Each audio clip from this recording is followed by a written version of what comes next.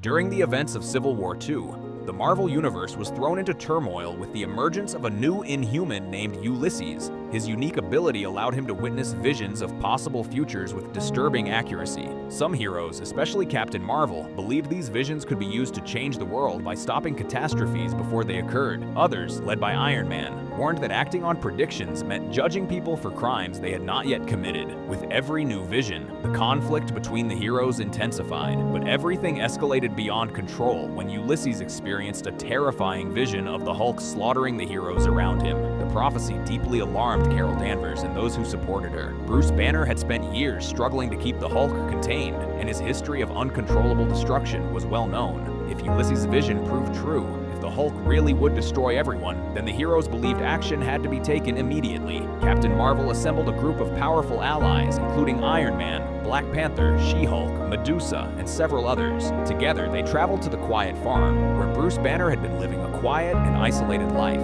For more than a year, Bruce had successfully suppressed the Hulk, and many believed he had finally achieved a fragile peace within himself. However, that calm quickly vanished when the heroes confronted him. They began questioning him intensely about secret gamma experiments and whether he had resumed dangerous research. Bruce insisted he had done nothing that posed a threat, but the tension in the room kept rising. Tony Stark directly accused him of hiding risky scientific work. Suspicion filled the air, and Banner's anxiety began to rise. His responses became defensive. His face reddened and the strain was obvious to everyone watching. The atmosphere grew heavier as Bruce's heartbeat accelerated. His eyes started to glow faintly green, signaling that the Hulk was close to emerging again. For the first time in months, the transformation threatened to break through. Surrounded by some of the most powerful heroes on Earth, Bruce Banner was only seconds away from becoming the monster they all feared. Then, in a single instant, an arrow flew through the air and struck Banner directly through the head. He collapsed immediately, dead before the Hulk could emerge. The entire group stood frozen in disbelief. Silence filled the scene as they slowly turned and saw Clint Barton, Hawkeye,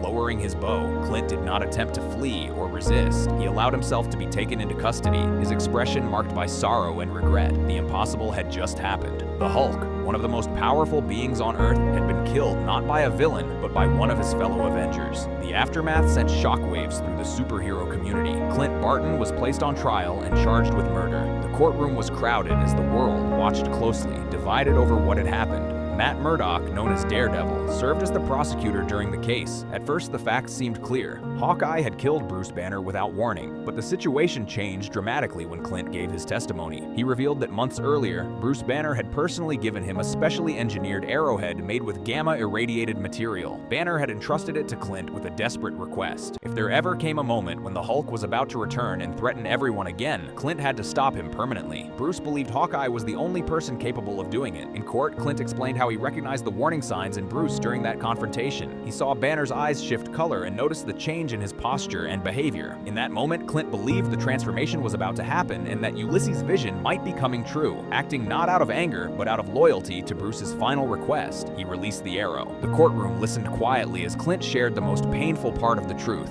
Bruce had chosen him specifically. Among all the Avengers, Hawkeye was the one Banner trusted with the terrible responsibility. Bruce believed heroes like Thor, Captain Marvel, or Iron Man would never be able to live with the emotional weight of killing him. But Clint Barton, a human who had endured years of hardship and struggle, possessed a strength that Banner believed would allow him to carry that burden. Bruce knowingly placed that impossible responsibility on the shoulders of the friend he trusted most. After hearing the full testimony, the jury deliberated before finally reaching their decision. Hawkeye was found not guilty. From a legal perspective, Clint had simply honored Bruce Banner's wishes, yet no verdict could remove the emotional weight of what had happened. Bruce Banner was gone, killed in an instant by the arrow of a friend he trusted. The event left Clint deeply haunted and further widened the divide among the heroes already fractured by Ulysses' visions. For Captain Marvel, the incident proved that acting early could prevent unimaginable disasters. For Iron Man, it demonstrated the terrifying consequences of acting on visions of futures that might never actually occur. For the rest of the Marvel Universe, it marked a moment of irreversible tragedy. Bruce Banner, who had spent his entire life trying to control the monster within him, ultimately chose the circumstances of his own death. He believed it was the only way to ensure the world would remain safe from the Hulk. The true tragedy was not only the loss of the Hulk,